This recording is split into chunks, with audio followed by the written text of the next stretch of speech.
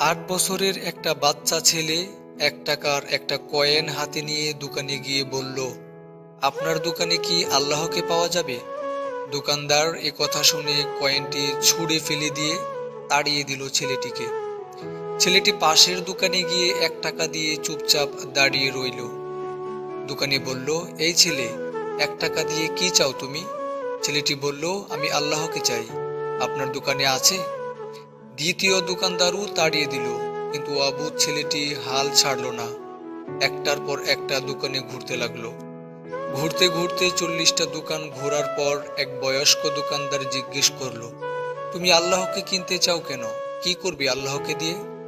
এই প্রথম কোনো দোকানদারের মুখে এরকম প্রশ্ন শুনে ছেলেটির চোখে মুখে আশার আলো ফুটে উঠল। নিশ্চয়ই এই দোকানে আল্লাহকে পাওয়া যাবে।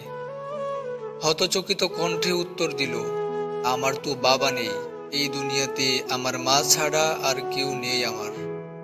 আমার মা সারাদিন কাজ করে আমার জন্য খাবার নিয়ে আসে। আমার মা এখন হাসপাতালে। মা মরে গেলে আমি কোথায় যাব? ডাক্তার বলেছে একমাত্র আল্লাহই পারে আমার মাকে বাঁচাতে। আপনার দোকানে কি আল্লাহকে পাওয়া যাবে? লোকটি বলল, হ্যাঁ, পাওয়া যাবে। কত টাকা আছে তোমার কাছে? ছেলেটি বলল, মাত্র 1 টাকা। তিনি বললেন, সমস্যা নেই, 1 টাকাতেই আল্লাহকে পাওয়া যাবে।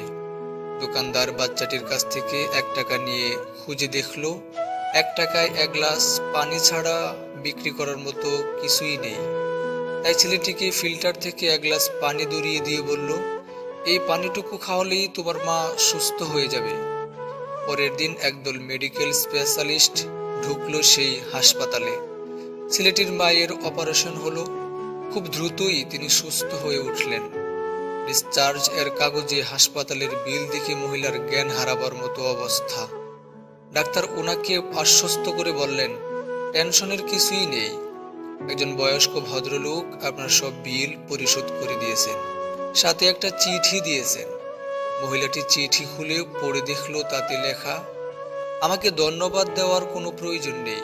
আপনাকে তো বাঁচিয়েছেন স্বয়ং আল্লাহ। আমি তো শুধু উসিলা মাত্র।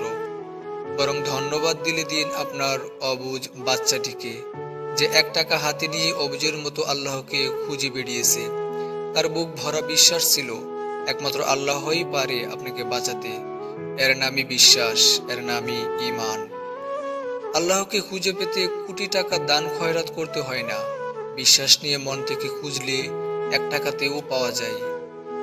মন খারাপ, খুব অসহায় লাগছে, তবে কথাগুলো মিলিয়ে নিন, দেখুন তো সত্যি কিনা।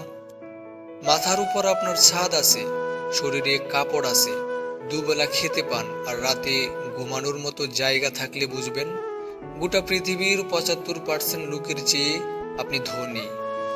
পকেটে যদি কিছু টাকা থাকে, আপনি আপনার পছন্দ মতো কিছু কিনতে পারেন, যেখানে খুশি যেতে পারেন, তবে জানবেন গোটা পৃথিবীর 20% বৃত্তশালীদের মধ্যে আপনি একজন। সুস্থ সবল রোগবিহীন শরীর নিয়ে যদি আপনি আজকের দিনটাতে বাঁচতে পারেন, ভাববেন পৃথিবীর লক্ষ লক্ষ মানুষের মধ্যে আপনি ভাগ্যবান। জীবনটা পাওয়া না পাওয়ার হিসেব মিলানোর স্থান নয়। আসুন আজ থেকে অভিযোগ না করে উপভোগ করি জীবনটাকে। বইয়ের পাতা মানুষকে যা শিক্ষা দেয়, জীবনের পাতা তার থেকেও অনেক বেশি কিছু শিখিয়ে দিয়ে যায়। জন্ম নেওয়াটা ভাগ্যের ব্যাপার, মৃত্যু হওয়া সময়ের ব্যাপার, কিন্তু মৃত্যুর পরেও মানুষের মনে বেঁচে থাকাটা কর্মের ব্যাপার। শিক্ষিত হয়েও যদি ঠিককে ঠিক, ভুলকে ভুল বলার সাহস না থাকে, তবে আপনি সমাজের বোঝা ছাড়া আর কিছুই নন। আপনার সমস্ত শিক্ষা মিথ্যা। কাউকে দুঃখ দিয়ে বেঁচে থাকার চেয়ে দুঃখ নিয়ে বেঁচে থাকা অনেক উত্তম।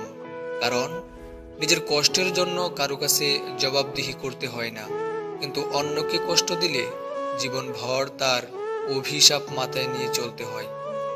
পৃথিবীর সবচেয়ে পুরাতন যন্ত্রের নাম ষড়যন্ত্র, যা যুগের পর যুগ সার্ভিসিং ছাড়াই চলে। 1 কেজি সোনার মূল্য 50 লক্ষ টাকা, আর 1 কেজি সাপের বিষের মূল্য 4 কোটি টাকা।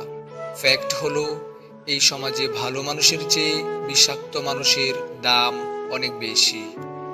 পৃথিবীতে সবচেয়ে সুন্দর দৃশ্য হলো কাউকে হাসতে দেখা, তার চেয়েও ভালো লাগবে যদি আমি জানতে পারি আমার কারণেই একজন মানুষের মুখে হাসি ফুটেছে। প্রয়োজনের চেয়ে বেশি সঞ্চয় করেছি, তবে টাকা নয়, কিছু বাস্তব অভিজ্ঞতা। 3 জায়গায় কখনো নরম হবেন না। 1, সত্যি কথা বলতে।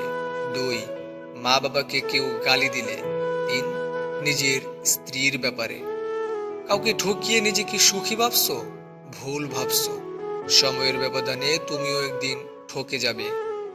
একটা বাস্তব সত্য, অর্থ যেখানে নেই, ভালোবাসা সেখানে দুর্লভ।